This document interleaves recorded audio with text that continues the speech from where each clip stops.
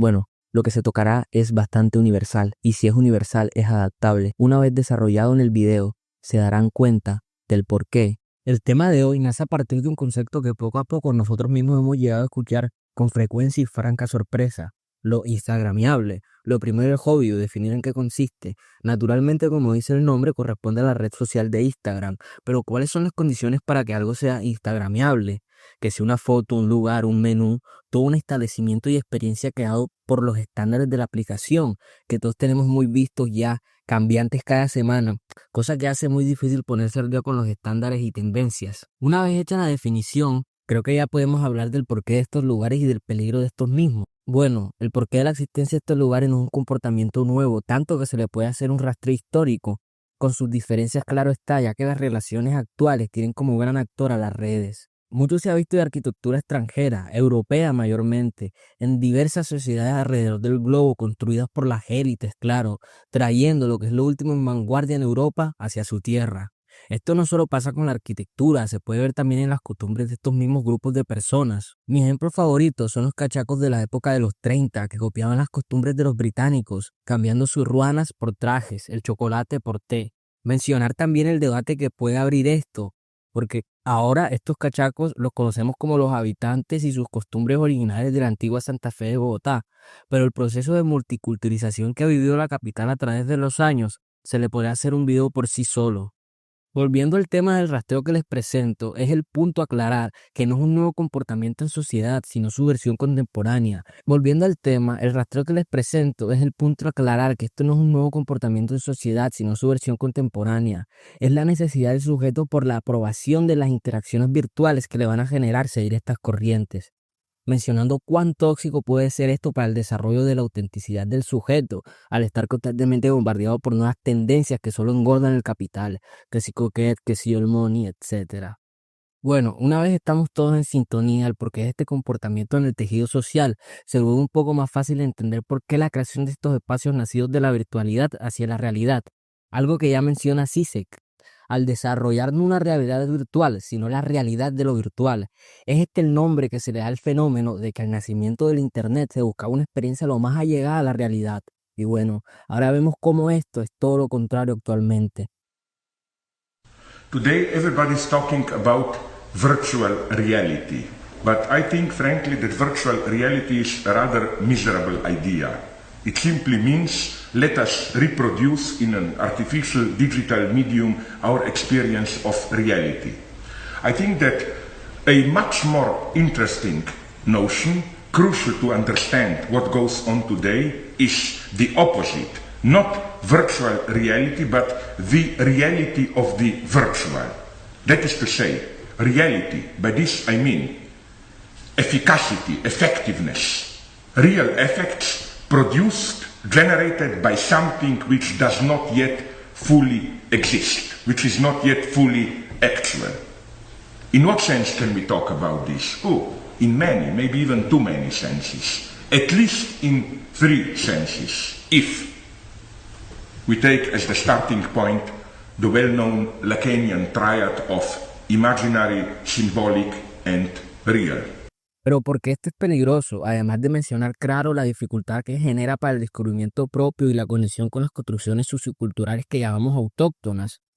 Ya por encima también podemos ver cómo estas tendencias llevan al engordamiento del capital y todos sus engranajes demagógicos, porque no hay que olvidar que todas las prendas de moda vienen de fábricas de manufacturas con condiciones laborales nulas e insalubres, que son el equivalente a la esclavitud moderna, que sin duda son una crisis humanitaria moderna, donde nadie hace nada por la cantidad de billete invertida por estas internacionales para cuartear con los gobiernos locales.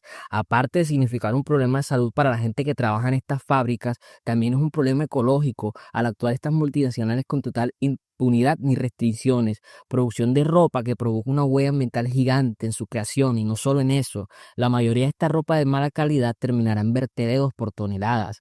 Pero esto no es nuevo para nadie, esto es fast fashion. Nosotros solo hacemos la conexión con estas tendencias al funcionar como un alimento para este consumo. Este fenómeno no solo viene de la mano con el fast fashion, es una especie de jinete del apocalipsis, que también al crear estos lugares para consumidores, obviamente con un poder adquisitivo por encima de lo normal, en la zona, también va a fomentar el desplazamiento de los comerciantes originales y locales de la zona, empujando a los comerciantes de menor poder adquisitivo hacia la informalidad y toma del espacio público. Toma del espacio público que no es tratada de la misma manera, sino juzgada bajo condiciones raciales y económicas, porque no es lo mismo que micheladas donde el juaco se tome la bandera que Cóctel Carpe Diem lo haga. Es decir, lo instagrameable viene de la mano con el fast fashion y la gentrificación. Esto se podría poner peor al ya poder catalogarlo como biopolítica, al ser la convivencia con el poder. Y si se habla de biopolítica, se habla del control que se ejerce sobre las personas con estas modas. En definición, el objetivo de la biopolítica es hacer que los cerebros se autorregulen, un autocontrol ejercido por las falsas ideas de elección, elecciones que todas llevan al mismo camino, al mercado. Esto no crea una sociedad, crea un mercado. El algoritmo cumple una función clave en ser el principal recolector de datos de sus usuarios para usarlos e encasillarlos en sus campos del mercado. Este uso del algoritmo ya es catalogado como capitalismo de vigilancia, al usarse como método de coacción hacia sus compradores. Eso explica lo que le ha pasado mucho al buscar un producto y de repente todas sus redes están llenas de descuentos de este mismo producto hasta llegar a comprarlo, bajo esa falsa idea de que fuiste tú el que lo quería y no fuiste influenciado por nadie. Este sofisticado método jamás ha estado tan pulido en la historia. Eso sí, no es la primera vez que se usa la tecnología como gran influenciadora sobre masas. Sus padres y abuelos serían el cine y la televisión, financiados por grandes estudios, con claros intereses privados y políticos. Pero es solo eso, pensé que era una vaina mucho más grave. Es solo el internet creando espacios idóneos para su propia hegemonía. ¿Qué tendrá esto de malo? Ahora, la cuestión se vuelve mucho más grave cuando se trata de llevar esta edición estandarizada a lugares que no cumplen con lo instagramiable. Aquí empieza un proceso de filtro donde se segrega lo que no tiene cabida dentro de lo instagramiable. Este filtro de lo feo, lo incómodo, lo subversivo, queda fuera de la foto. Tampoco es una vaina nueva. Muchas han sido las ediciones de los Olímpicos o cualquier evento internacional que tome sede en alguna parte del mundo donde se opte por tapar la mala vista. La diferencia de este filtro actual es que amenaza con transformar y quitar lo que se enfoca con el lente. Este filtro es lo que llamaría Foucault como la normalización del cuerpo social por una verdad establecida. Entiéndase verdad como poder, un poder que controla el comportamiento y pensamiento de los individuos a través de instituciones con este modelo como escuelas, trabajos, cárceles, manicomios. Todos estos espacios hacen lo mismo, desligar al sujeto de todo lo que no le sirve al sistema, y cuando finalmente logra hacerlo, se le puede catalogar como alguien normal. Lo instagramiable usa este mismo método de normalización, así como pasamos de contramovimientos culturales contra fondos sociales densos como el ska, con raíces en movimientos interculturales, migrantes y obreros, la esencia gótica, el punk, etc. Todas contraculturas profundamente políticas nacidas a partir de crisis sociales, gracias a reformas neoliberales de la época.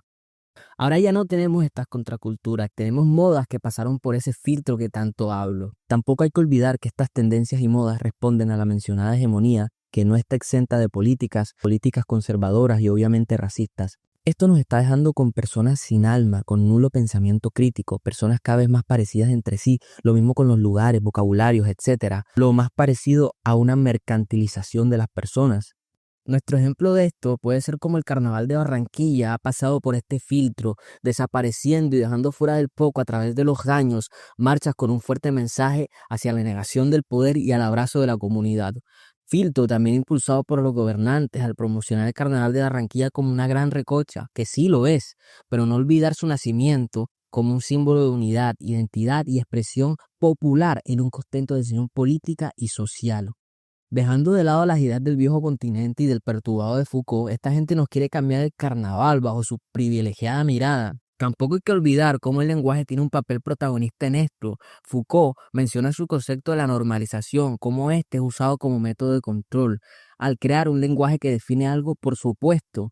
Esto siendo la base de los discursos definitorios, algo que Lacan también tocaría como la inserción al orden simbólico, incluso el taísmo, con la limitación del fijar un pensamiento discursivo y no en el presente fluido. Bueno, malo, lindo, feo. El factor que cumple la creación de estos nuevos conceptos mediante abreviaciones es la misma, definir que si Core, que si Ingrid, que si Latin Gear. El problema nace allí, cuando se trata de definir procesos sociales tan complejos con estos calificativos, que no son más que simplificar para un control. Y por aquí lo dejaré, porque nuestro último video fue bastante largo y tiene mucha tarea por hacer. Se acabó esta vaina.